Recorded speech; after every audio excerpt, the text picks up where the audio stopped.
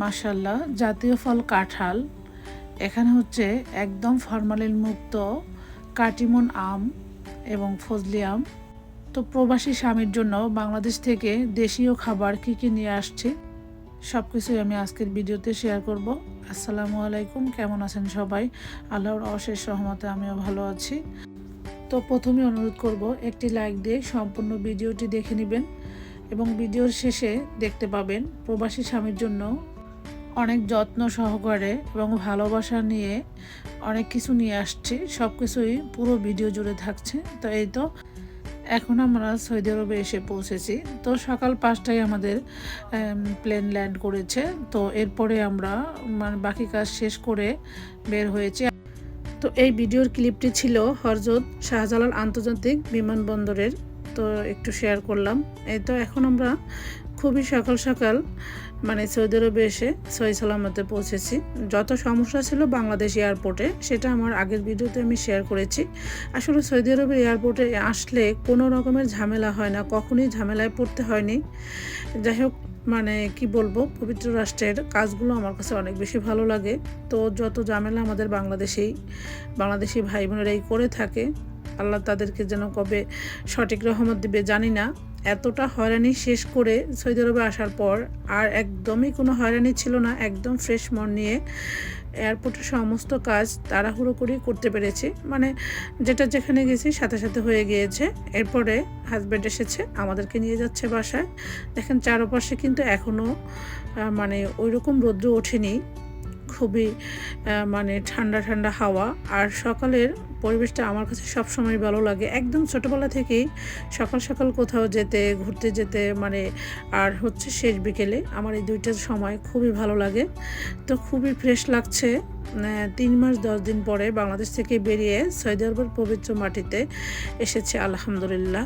তো চারপাশের ভিউটা দেখতে দেখতে আপনাদের সাথে একটু শেয়ার করছি। দেখুন কত সুন্দর চারপাশের এয়ারপোর্টের ভিউটা। তো প্রিয় মাতৃভূমি, জন্মভূমি, সেটাকে আমরা মন প্রাণে ভালোবাসি। আর দেশকে ভালোবাসা হচ্ছে ইমানের অঙ্গ। হ্যাঁ, অবশ্যই আমরা যে দেশে জন্মগ্রহণ করেছি, বাবা মা এবং আমরা বড় হয়েছি এবং সারা জীবন থাকতে হবে, সে দেশকে তো অবশ্যই ভালোবাসতে হবে এবং ভালোবাসিও। তবে সে দেশের মানুষের কার্যকলাপগুলো একদমই যেন ভালো লাগে না। যেহেতু প্রবাস জীবন পার করছি, এখানে নিয়ম নীতিগুলো দেখলে বাংলাদেশের অফিস আদালতের কাজগুলো আমার কাছে একদম বিরক্তিকর মনে হয়। যাই কি আর বলবো, আল্লাহ যেন তাদেরকে সঠিক বুঝ দান করে। এই তো সকালবেলা দেখেন কত সুন্দর চারপাশের সবুজ সবুজ প্রকৃতি, চারপাশে খেজুর গাছ, সব কিছুই যেন আমার কাছে অন্যরকম একটি ভালো লাগা কাজ করছে। যেহেতু 3 মাস 10 দিন পরে এসেছি, এবার হয়তো ভাবছিলাম সৌদি আরবে আর আসতেই পারবো না, কারণ যাওয়ার পরে একটার পর একটা ব্যাড নিউজ শুনতেই পেয়েছি। ভিসা বন্ধ হয়ে গিয়েছে, আবার ভিসা রিনিউ করা যাচ্ছে না। এরকম একটার পর একটা ব্যাড নিউজ শুনিয়ে এসেছি, যার জন্য ভাবছিলাম যে একদমই আসতেই পারবো না। তো আল্লাহর অশেষ রহমতে আলহামদুলিল্লাহ আবারও এসেছি। তো এখানে একটু জ্যামে ছিলাম। তো এই তো আমরা বাসায় এসে পড়েছি। বাসায় আসার পরে একদমই মনে চাচ্ছিল না যে এগুলো ওপেন করি। যেহেতু মাছ গোশ নিয়ে আসছি, ওপেন তো করতেই হবে। তো আমার ছোট ছেলে এগুলো এক এক করে ওপেন করছে। তো আমি 2টা কার্টুনই এখন ওপেন করব, সেগুলি আপনাদের সাথে শেয়ার করছি। যেহেতু এক জায়গা দিয়ে আসছি জার্নি করে, এখন একদমই ভালো লাগছে না, ইচ্ছে করে যে ঘুমিয়ে যাই। শরীরটা খুবই ক্লান্ত, তার মাঝে তো কিছু কিছু কাজ গুছিয়ে রাখতে হবে। যাই হোক, এই তো আমার বাচ্চাটা খুলতেছে। তো সব কিছু মিলিয়ে আমরা এরপরে সব কিছু ওপেন করছি এবং আপনাদের সাথে শেয়ার করছি যে প্রবাসী স্বামীর জন্য বাংলাদেশি খাবার কি কি নিয়ে আসছি।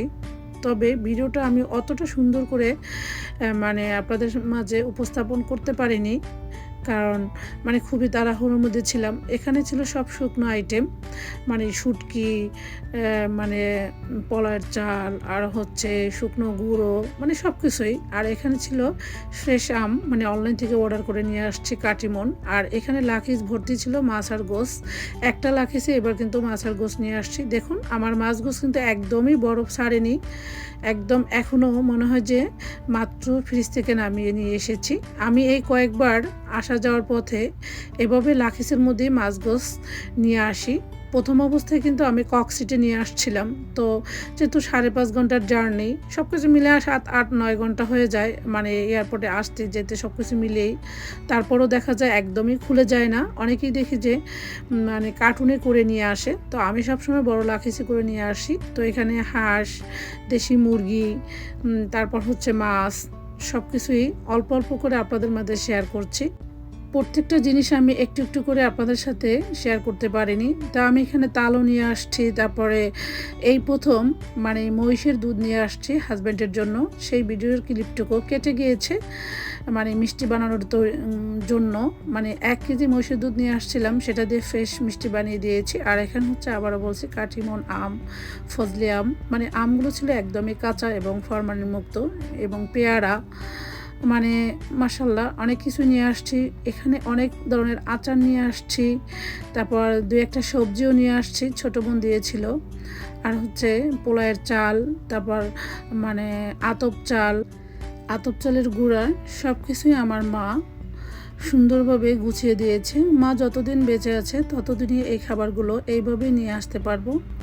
মা তো মায়ের তুলনা হয় না, মা খাবার দিলেও মা, না দিলেও মা। আর এখানে নিয়ে আসছি একটি সুন্দর কাঁঠাল, দেখুন এই কাঁঠাল এখানে স্বর্ণের দামে বিক্রি হয়, তাই এটাও কষ্ট করে প্রবাসী স্বামীর জন্য নিয়ে আসছি। তার খুবই পছন্দের একটি ফল কাঁঠাল, আর হচ্ছে আম। যাই হোক, তো অনেক বেশি ভালো লাগছে, অনেক বেশি এক্সাইটমেন্ট কাজ করছে স্বামীর জন্য এত কিছু আনতে পেরেছি। তো আজকের ভিডিওটি এখানেই রাখছি, সবাই ভালো থাকবেন, আল্লাহ হাফেজ।